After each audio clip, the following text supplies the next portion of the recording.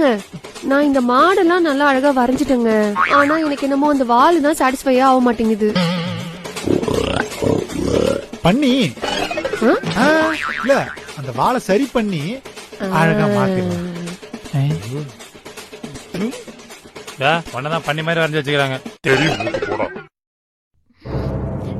எருமாடுங்களா உன்னத்தாண்டா எரும மாடு. யார சொல்றா? நான் இல்லப்பா. மரியாதை என் கோலத்துல நகருங்கடா. கோலத்திருந்தா ஏய் நீ எதை பார்த்த? நான் எதுவும் பாக்கலப்பா. ஏய் என் கோலத்துல இருந்து காலெடு.